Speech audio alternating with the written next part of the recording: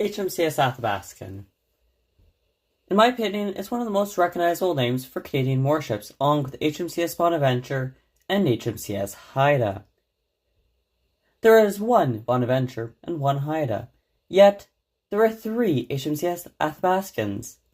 They were all destroyers. The first two ranged from the World War II era Tribal class, and the third was from the Iroquois class of 4 Canadian destroyers, which, however, are also sometimes called Tribals as well, even though they were built decades after the originals. So, in today's video, let's list the 3 Athabaskans from my least favorite to my favorite. However, spoiler alert, they're all within my top 5 favorite Navy ships of all time. Coming at number 3 spot is the third of the Iroquois class destroyers, the second last Canadian destroyer, and the last Canadian destroyer in active service until the River class enters service sometime in the 2030s. HMCS Athabaskan was the third and most recent Canadian ship to bear the name. Her hull number was DDG 282. However, some like me just call her HMCS Athabaskan the third.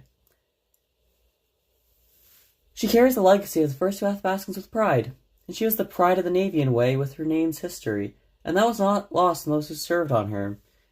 She was a ship that could do her job and do it with ease. She was, in my opinion, the best offensive ship in the Royal Canadian Navy for many, many years. While she may have been scrapped back in 2018, 6 years ago, and is no longer with us, her name will hopefully one day be carried on by another ship, preferably a destroyer, in the future. Unfortunately, a new river class will not be named after her as far as I'm aware, as they will all be named after rivers, but I really wish it was. I love HMCS Athabaskan III, DDG 282, and I always will, and hopefully Canada will name future destroyers HMCS Athabaskan, but no one can see the future, and I also wish they bring back the Bonaventure name as well. Coming in at the number 2 spot is the second ship to bear the name Athabaskan. Yes, I love the ships. First one the most, second one the second most, third one the third most. Just happened to be how it worked out. Now, she was named after the first Athabaskan, GO7. However, this one is DDE 219/R79, and I often call her HMCS Athabaskan II. She was named after her sister, of course, which was sunk in 1944, but that's a story for another day. She carries on her lost sister's legacy, even though she was completed just too late to join the war. She was a perfect replacement for her lost sister, and did her job really well, and was loved by her crews. She may have been scrapped in 1970, but her legacy will be carried on by the third HMCS Athabaskan from earlier, and any that may follow. And her tribal legacy, of course, is still carried on to this day by the first HMCS Athabaskan's close sister, HMCS Haida, my favorite destroyer of all time. I've always loved HMCS Athabaskan DDE 219/R79, and I always will no matter what. There is just something about the Canadian Athabaskans that just fit with Canada as a whole. Finally, coming out in number 1 spot is the very first HMCS Athabaskan of the Royal Canadian Navy, and was Haida's closest sibling in action. Oftentimes, if you hear Haida, you'll hear HMCS Athabaskan.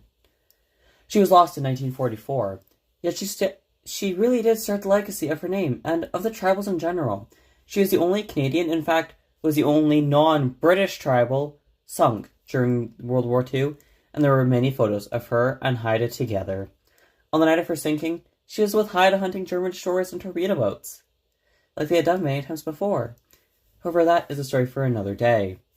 I love HMCS Athabaskan for her effectiveness, and even though her career was relatively short. In fact, she was the youngest tribal in terms of when she was commissioned versus when she was decommissioned, or in this case, sunk.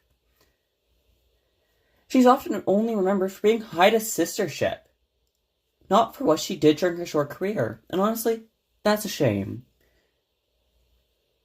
I love the very first HMCS Athabaskan for what she did in the bond that she and Haida had, both with the ships and their crews, and it's my hope that she will never be forgotten.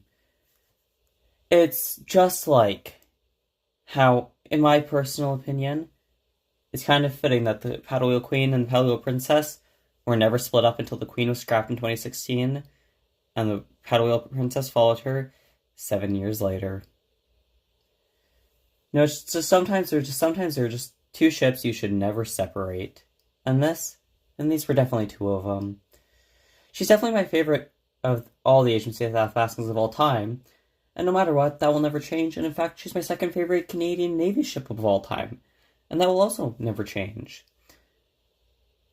I just wish that we had something more of her. You know, I just wish we got to see her a little more in action.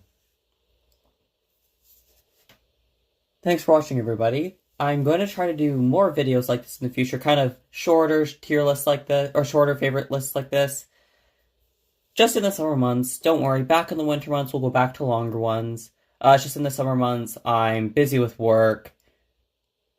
And in the winter months, I'm busy with work too, but it's not as busy as it is in the summer, as I work mainly outside, so it's busier in the summer. Thank you so much for watching, everyone, and I'll see you guys all in the next one.